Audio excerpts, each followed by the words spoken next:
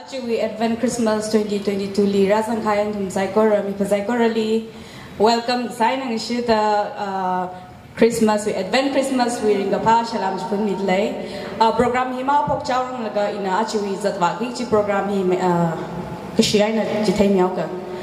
conductor hi Worngamla MN in naning midlay opening hymn hi KKL number 290 hymn hi program chui khunubak namsang mihatle opening prayer he query Stephen Kasar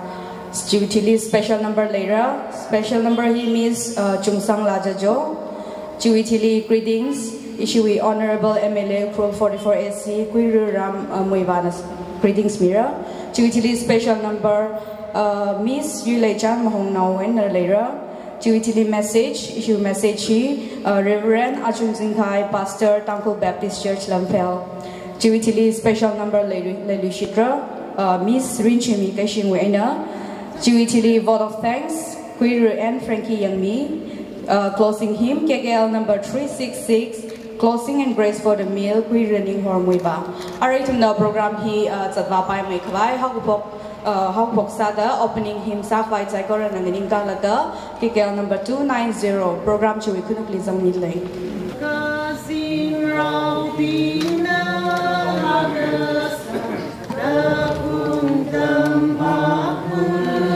Achung na Kasar konchi ok thui bay da shavaya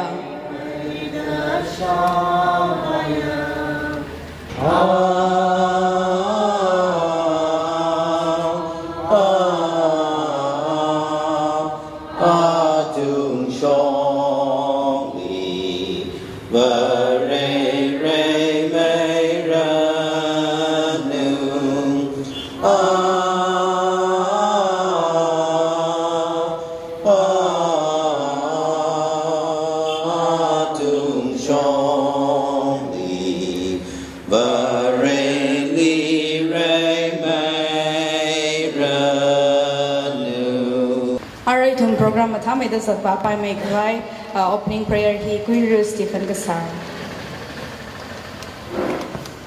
seha sa se etum sai ko role Kasar akhwa vrivra o rekamataye ishava nanaluma shanmita aji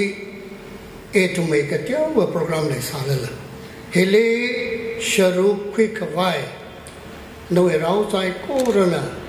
aya achuantan iti cha we ramle kala shimli pablaka achuva apamele prana ne tumsai korole kachui ramita sampang rokta ringapa semik sho atam nanamita itum Proholin baso chikatale. Aju matai kahaya. Itume kayashi kangiya. Itume katana Sir Ramadin Muivah quarter hile. Now itum sai ko rana katsiplaka. Itume kama kayava. Ishawa rivrajina. No it tuijina. No it kakajina. Jishu Kristami. Means seha kasami. Amen. How pok seha sami queer Stephen Kasar di alright in the special number now say Miss Chungsangla Jajo special number who are good to the issue Christmas greetings issue Hon'ble MLA Ukhrul 44 SC Sir Muivah na awatam kumita mangting silent night before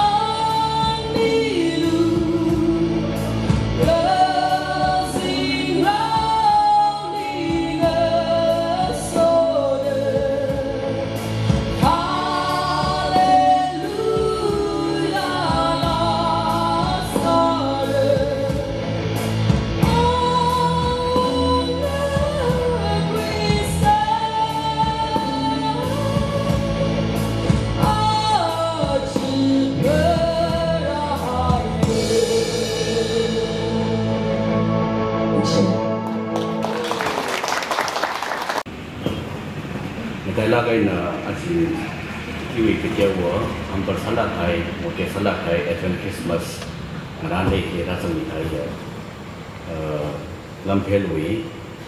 Tangkhul Reverend Achung Zingkhai Kasar election ini advisor sada elder forum di Yuileichan Zingkhai ame Stephen Kasar kali cuma opening kaya lah samere itau wife destiny ame makre Hon'ble ame Keishing Hon'ble kalau ame Jajo pun itau Christian kalau Yuileichan jadi Yuileichan assistant engineer kalau itau Hon'ble kalau ame Franky saya ame Keishing ima Stephen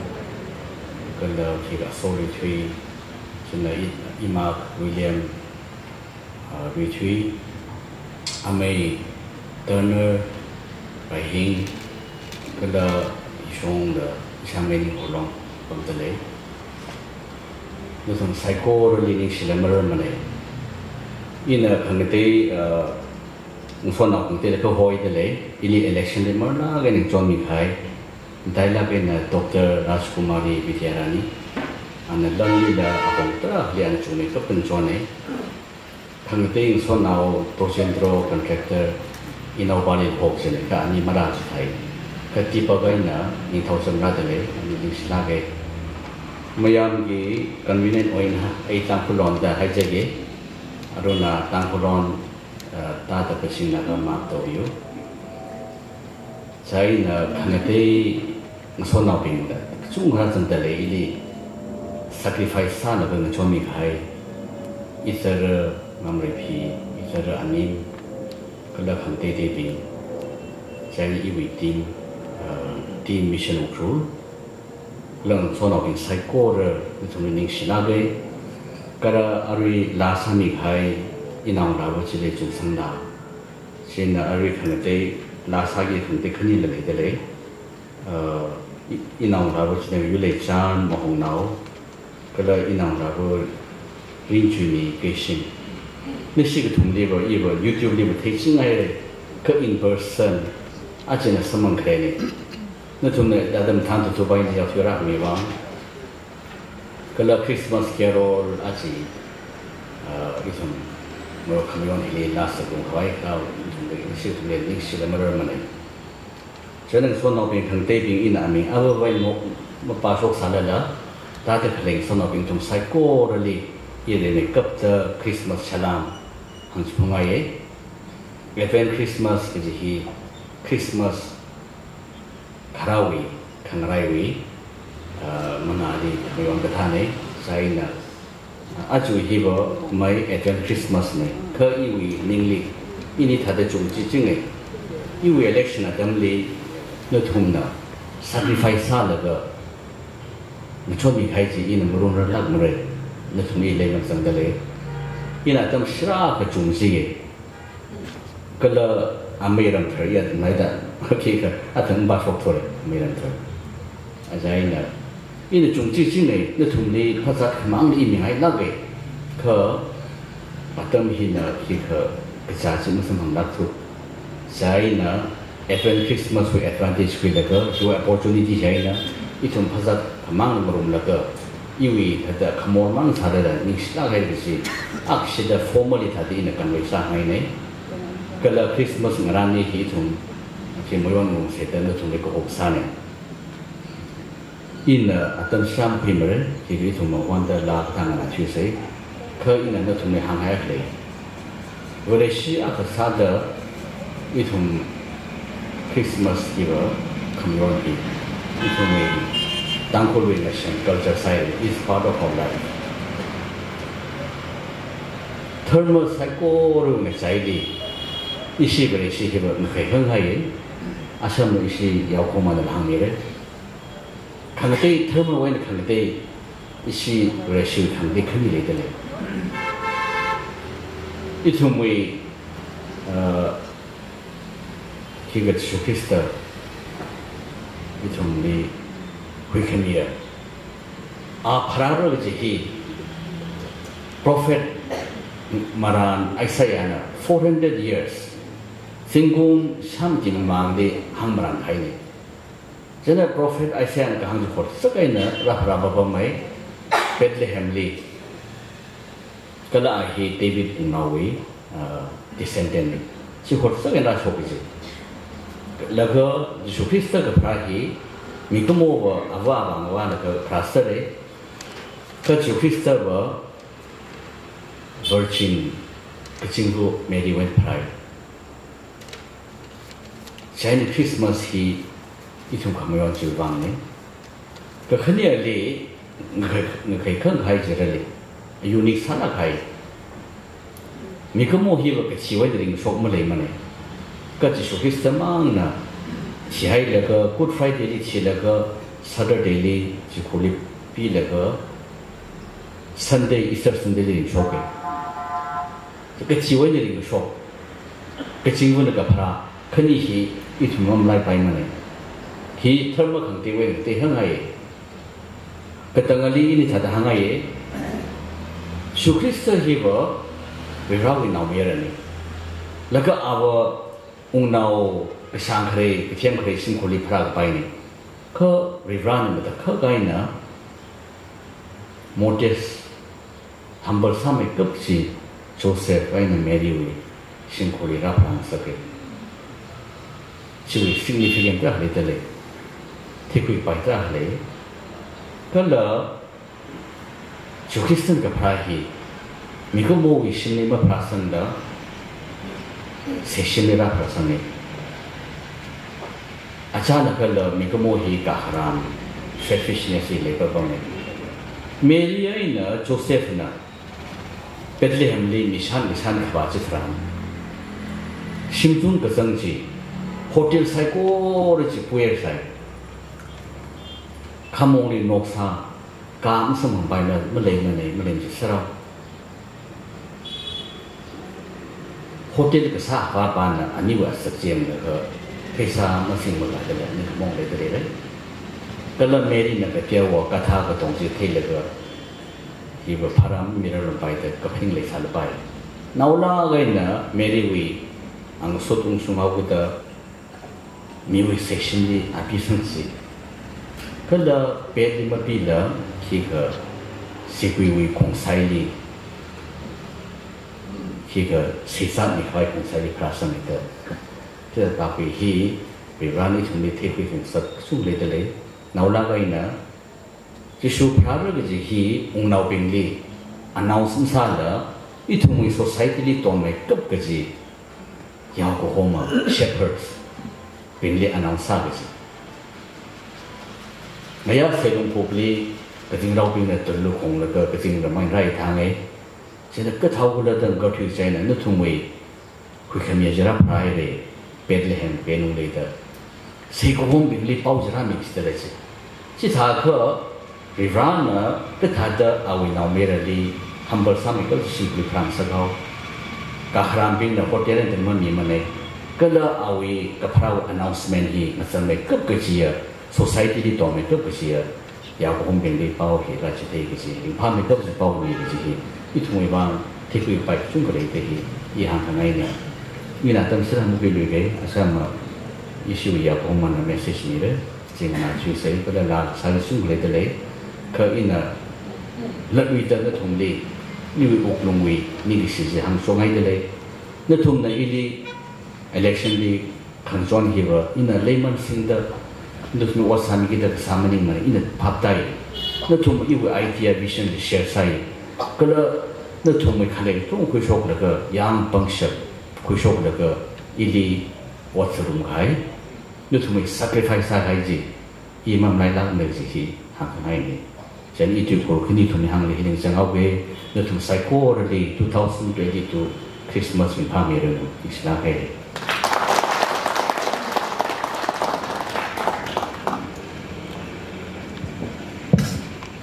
Nikhlahay ray we as a host Sami Honorable MLA Ukhrul Ramulgali. Aray to the special number na lushit say Miss Yuileichan Mahongnao. And our temple no awi akum sida we actually message Christmas message me give Reverend Achung Zingkhai Pastor Tangkhul Baptist Church Lamphel and our temple Christmas special ni che. Pinalasan ki that's Christmas to me. If you know the lyrics, please sing along.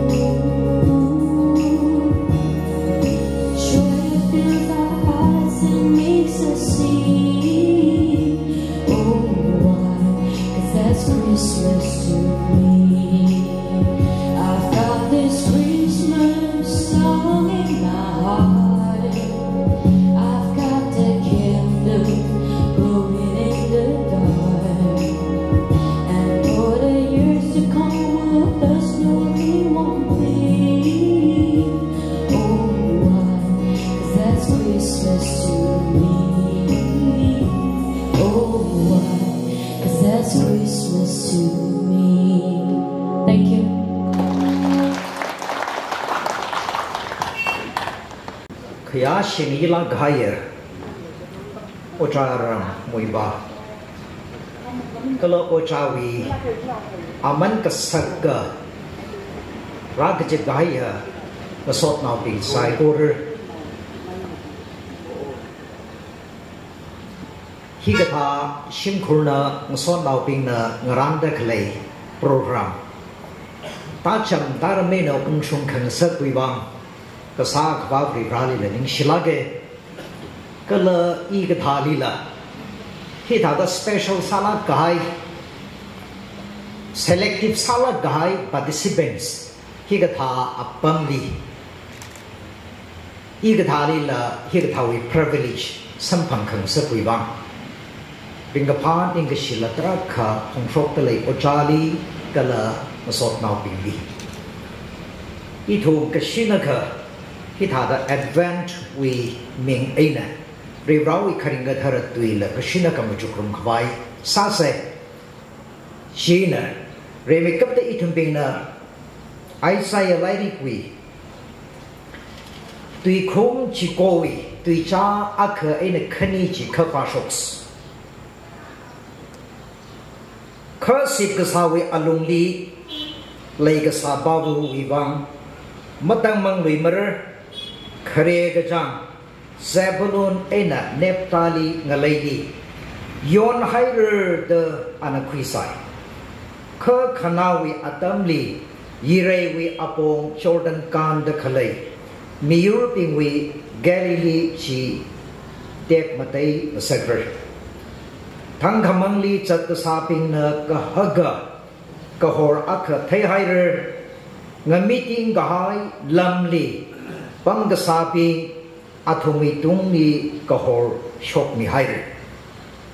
hi bribrawi kharinga thara tuine tui hi mararang lakha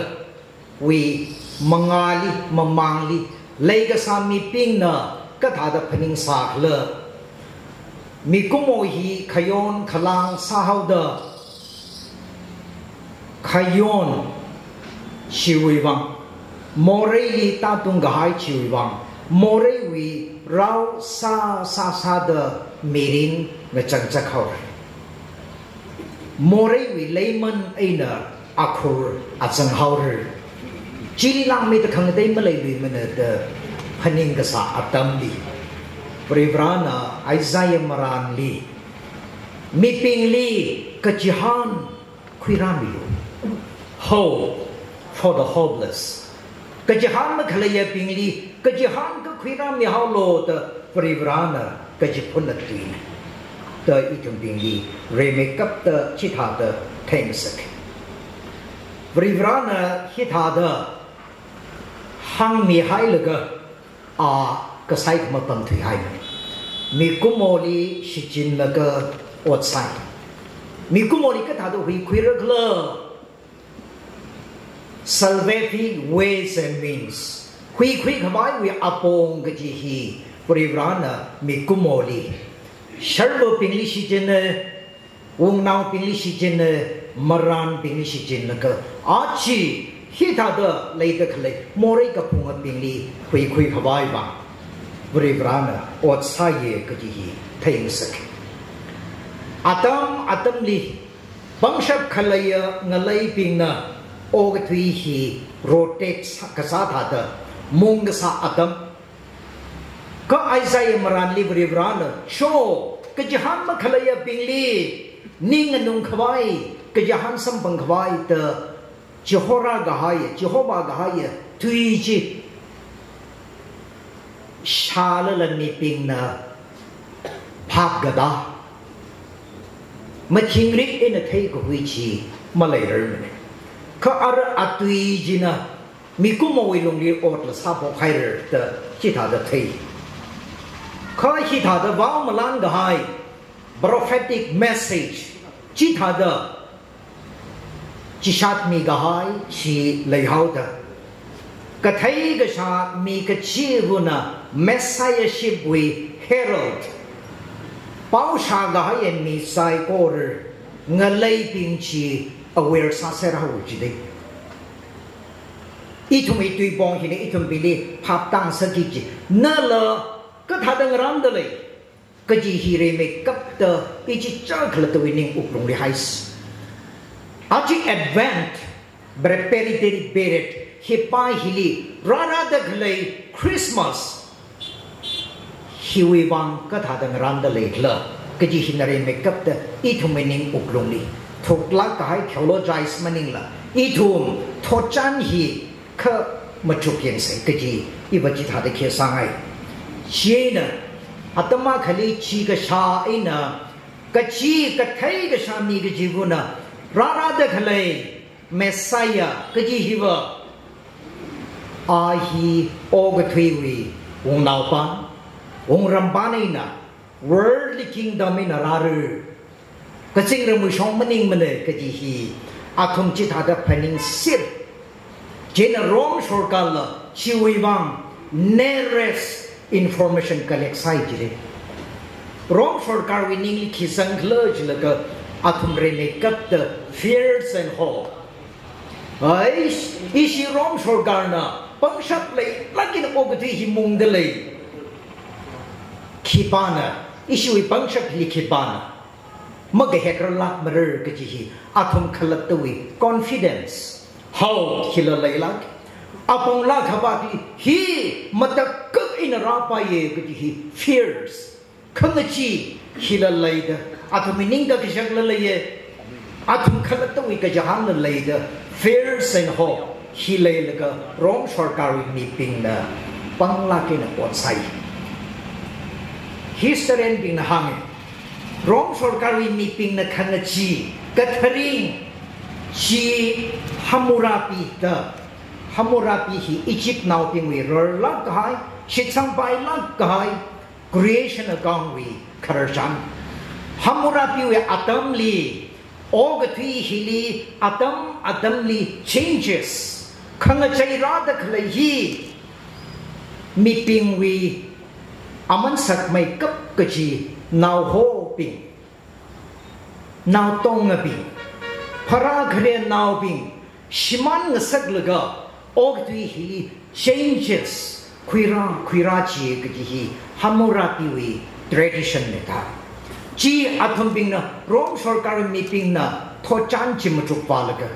Shena Itum being a Chiwi example Akaba Easter now being Lee Joho Lo Joho Tang Yami Egypt we now Mayerabing Bigadaji Shimkur masak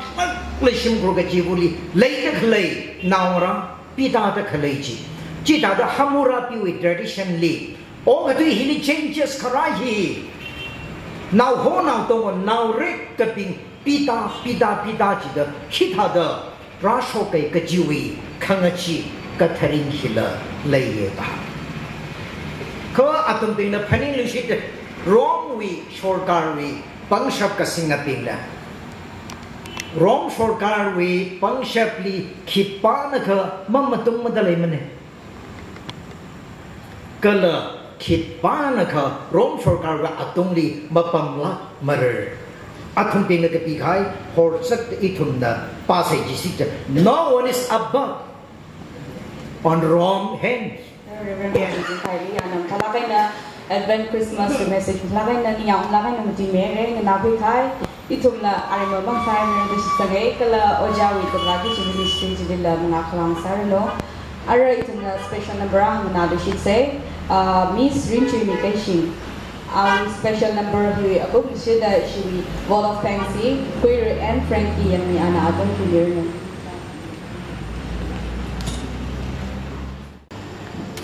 in our resetting jilahi Christmas la chang ramening tre ka rally kumbai da thanra mi khai chu wang ning shi ge chu masot khmi la ne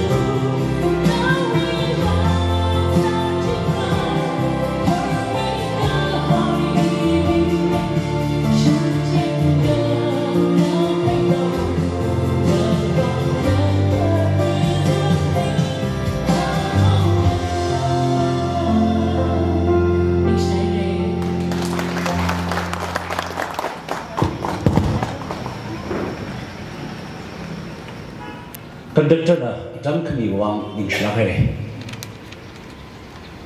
bring park mazaya civic show adam hitran le verana itumle so mi da hingtha mashit kumanowe samkapang adam khami jubang reme kupta verana ning shi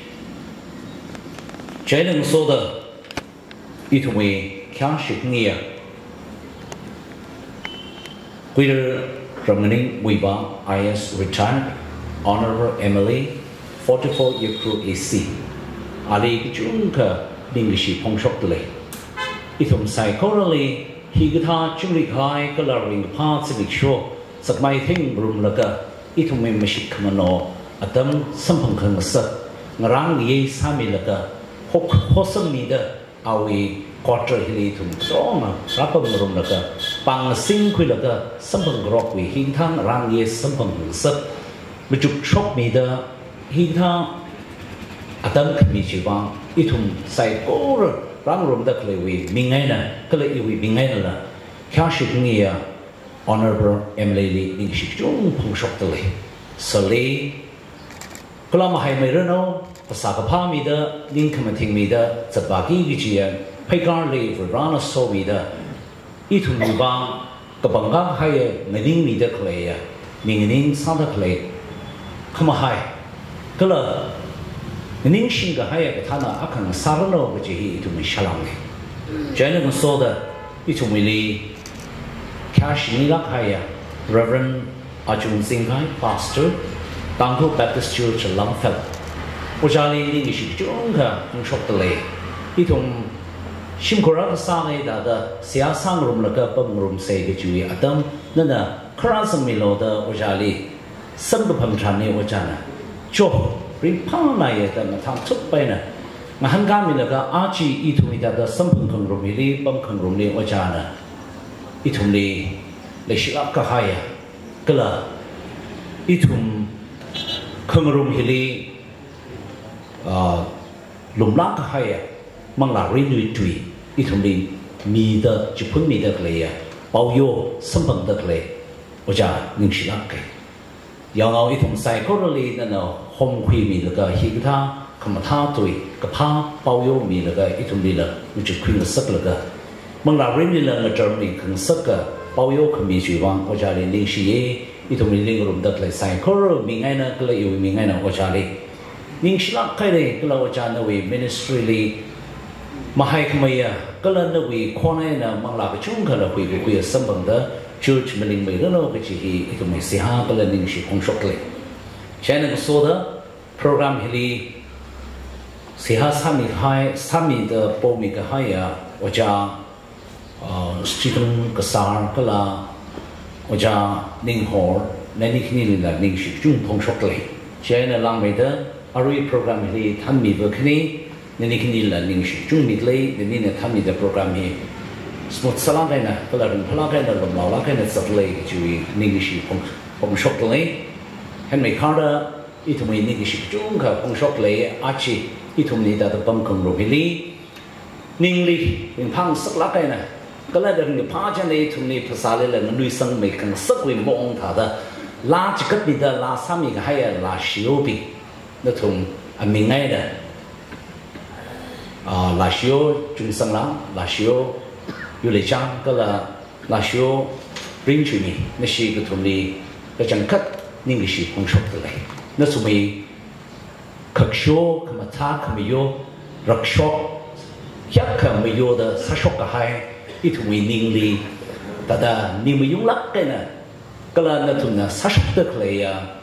lakhonchi kala atui bingjine tumli rimpak nasa kala matukka nasa kajunga sambang chubang rimpana ye Kari itum kangrum hi jakat rimpai kecil natumle pongshok leye natumna higna lakon natumi kachod ene kya kamata da sadak le mangla kachung kali la matuk kamsat natumai na larai natumai kajakat jingli the highway messenger la ga natumhi ji itumili le ga itum tongwe matun sada kala ina yun mahut sada natumle ningshi chung pongshok le jainam soda anchi Hidada Advent Christmas Bumrum say, Mayon Room say, the Hoda clay, Nutum Sai Corona, invited Saikor. I mean, other than Mahangre, Kernatum rather play Saikorally, Ningshi, Chung Pong Shokli. The Tum Hita, the Rasam Lagatum, Bung Room Laka, Bang Sing Lagatum, Siasang Room Laka, Bunkum will be in the park. The Tum Rakasang Chuvangani, Hili, Itum Kashik near Hon'ble MLA, Galatum Hilik Dong Room the Clay, New Room Sublaka, Palaka, Rilla Itum, Kokasada, Yanka Salaka. Akabang Salaka, Otsakrum the lake that you witness the Tum, Piramila, and the Rapam the lake that you cut Nishi, the Tum, Ma Itum. You win Michele, Pichita in the Mapan the buyer, Maklan the buyer program, Pichita Harry, Yuileichan, how the Maraka labor by my Kata Salala psychology, Ninga, Sehasakana, Murumi the Leatuna, Kula, Itum Natum Rakai, Natum psychology, rather Ratsami Natum among Sapiaka, a Damji Kakshok Milaka, Hili Ratsam Kaiju, Ninshila, Perico, Pichichi, Handale, Ma. Octui or it will be take a buyer Octui Sinal Bine and not to make Aka, Hine the Murun Garros and Reka, Shamlaka higher to Kurakan and not to Ninshila, Pedeta and Chipungalaka. Ari Hili Ram Mikaya or Hili to me, Zipi we bound the Marani declare, decoration Sami declare, Pandalhi, Kalalang made a Hili sound system singing declare. Atumlina Ningshi Jungo Pongshok the Lay. Atumna Achi program here we van. Dundun Chinchanda, Talakana, Ramia, make a shop Kushok and Ramik High, Lanana, the like Yangmi, Siasakana or Satsai, the Sami Kajuan to Ningshi Jun Pongshok the Lay. Special thanks to, I'd like to give a special thanks and acknowledge to Dr. Vidya for all the support and help. The program has been quite successful because of you. We'd like to extend our thanks. Now we got the Chungsangla Sarai Katalaina, the Tom Saikoli, the Achi Advent Christmas Kamuru Hiwe message, Itum Nanganam Rumkai, Chiling Runda, Itum in England in the past, some the Panjana. Rara Clay, Sibikro Hili, Itum the Hon'ble Clay. Angan now tissue it only, Rapara, they to the Honda Clay, Angan now tissue China it only, Quidami Gigia, Janbao, Baoyoga Turkey, it only, Gajahan, Galan Legacy, it may only, Jibuisam in Sarano, it on the Honjing and I declare to me, Umushun and Sarano, which he Hangai, Zaikorali, Gala 2022 Christmas, Mahongnao Sarano, Gala Rinchuimi. Conductor 2023 Latum Saikoli, some the Panga Kamahaji, Sasaran, which we should celebrate in the Maui, which like program in the Tangkhul. Next session in Gomi Faida to me, Saraji, Hon'ble MLA Saramla, Pamipakada, issue artist in Mangapakram Sel, no? Rinchuimi, Keishing, Yuileichan, in the Chungsangla, Achung, Mahongnao.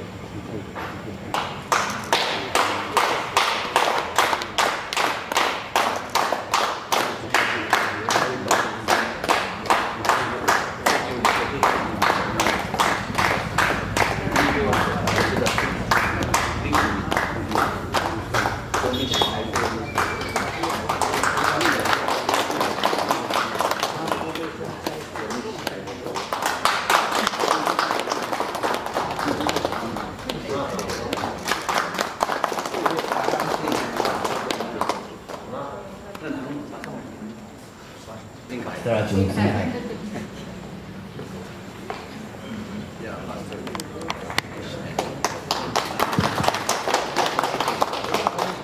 Ada tumi foto aksi session kengai dah ngat.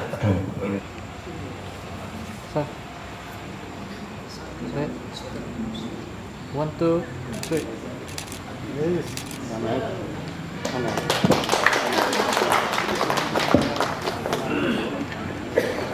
Say, Kagala he Achung issue the issue closing and the grace for the meal. He queer Ninghor Muivah some year no.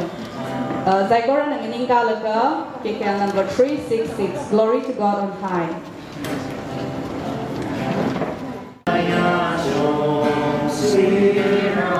thu tung thom bok tung li yao nao ping pi sai Sri Ram Zingkhai Lamphelpat li Ma Zing Rao na la sai Kamatal Kapon